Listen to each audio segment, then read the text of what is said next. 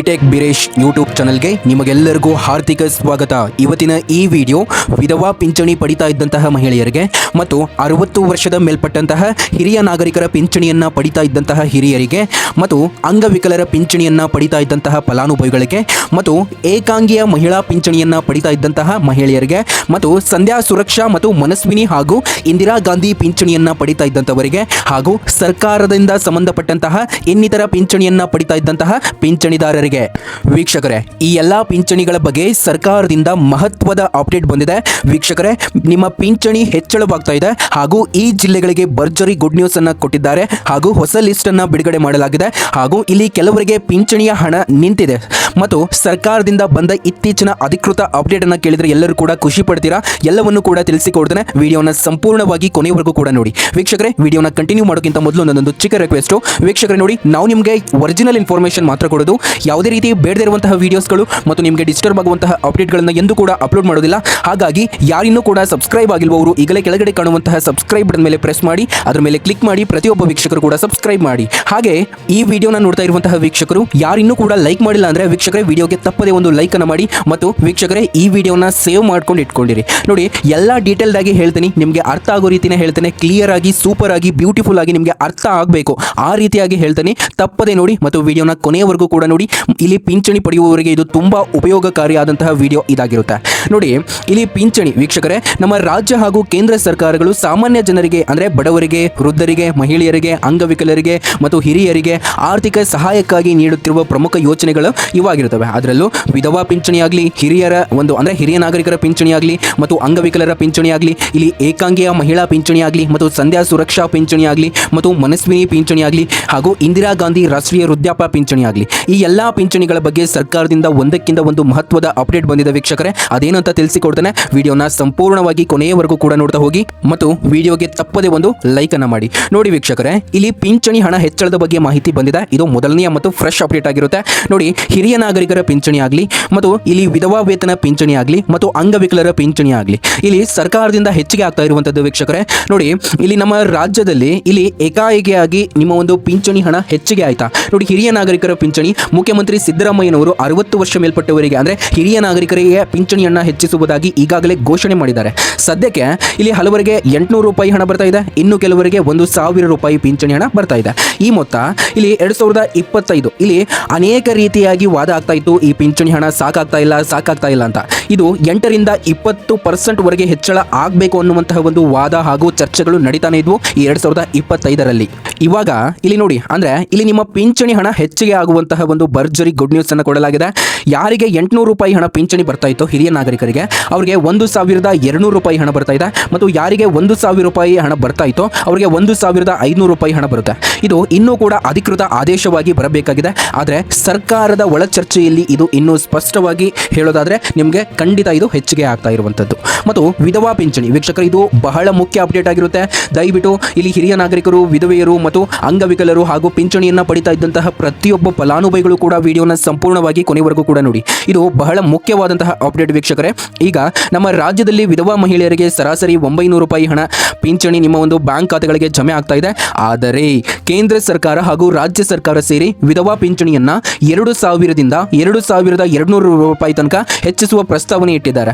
ಇದು ಜಾರಿಯಾದರೆ ಬಡ ವಿಧವಾ ಮಹಿಳೆಯರಿಗೆ ದೊಡ್ಡ ಸಹಾಯ ಆಗುತ್ತೆ, ಜೀವನ ನಿರ್ವಹಣೆ ಬಹಳ ಉಪಯೋಗವಾಗುತ್ತೆ ಮತ್ತು ಸದ್ಯಕ್ಕೆ ಇದು ಪ್ರಸ್ತಾವನೆ ಹಂತದಲ್ಲಿದೆ. ಆದರೆ ಮುಂದಿನ ಬಜೆಟ್ ಅಥವಾ ಆದೇಶದಲ್ಲಿ ಘೋಷಣೆ ಆಗುವ ಸಾಧ್ಯತೆ ಜಾಸ್ತಿ ಇದೆ. ನೋಡಿ, ಇಲ್ಲಿ ಎಲ್ಲರಿಗೂ ಒಂದಾದ್ರೆ ಇಲ್ಲಿ ಮಹಿಳೆಯರಿಗೆ ಅಂದ್ರೆ ವಿಧವಾ ವೇತನ ಪಡಿತಾ ಇದ್ದಂತಹ ಮಹಿಳೆಯರಿಗೆ ಇನ್ನೊಂದಂತಾನೆ ಹೇಳ್ಬೋದು.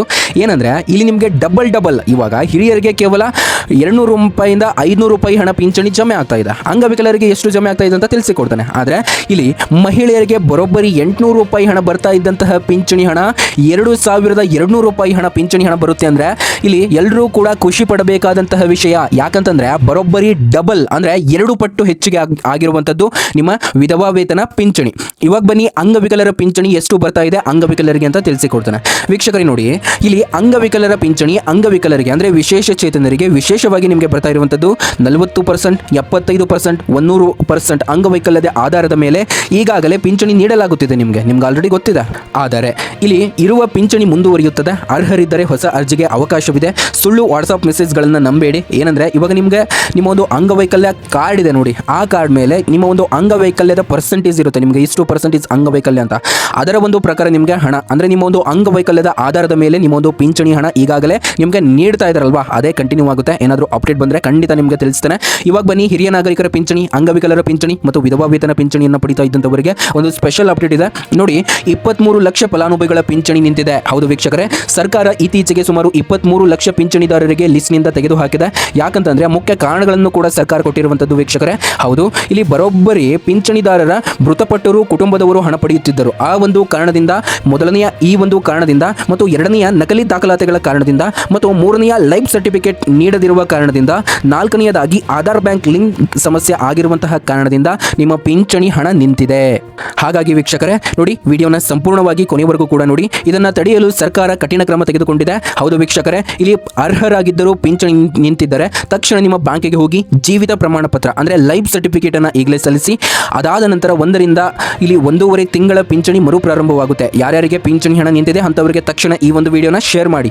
ಈ ತಿಂಗಳ ಪಿಂಚಣಿ ಹಣ ಯಾವಾಗ ಬರುತ್ತೆ, ಯಾವ ಜಿಲ್ಲೆಗಳಿಗೆ ಹಣ ಇವತ್ತು ಮತ್ತು ನಾಳೆ ಯಾವ ಒಂದು ದಿನಾಂಕದಂದು ಜಮೆ ಆಗ್ತಾ ಇದೆ ಅಂತ ತಿಳಿಸಿಕೊಡ್ತಾನೆ. ಇದು ತುಂಬಾ ಇಂಪಾರ್ಟೆಂಟ್ ಆಗಿರುವಂತಹ ಅಪ್ಡೇಟ್ ಆಗಿರುತ್ತೆ ವೀಕ್ಷಕರೇ. ವಿಡಿಯೋನ ಸಂಪೂರ್ಣವಾಗಿ ಕೊನೆಯವರೆಗೂ ಕೂಡ ನೋಡಿ ವೀಕ್ಷಕರೇ, ಇಲ್ಲಿ ಪಿಂಚಣಿ ಸದ್ಯದ ಮಾಹಿತಿ ಪ್ರಕಾರ ಕೆಲವು ಜಿಲ್ಲೆಗಳಿಗೆ ಇಂದು ಮತ್ತು ನಾಳೆ ಪಿಂಚಣಿ ಹಣ ಜಮೆ ಆಗುತ್ತಿದೆ. ಕೆಲ ಜಿಲ್ಲೆಗಳಲ್ಲಿ ಟೆಕ್ನಿಕಲ್ ಸಮಸ್ಯೆಯಿಂದ ವಿಳಂಬವಾಗುತ್ತಿದೆ.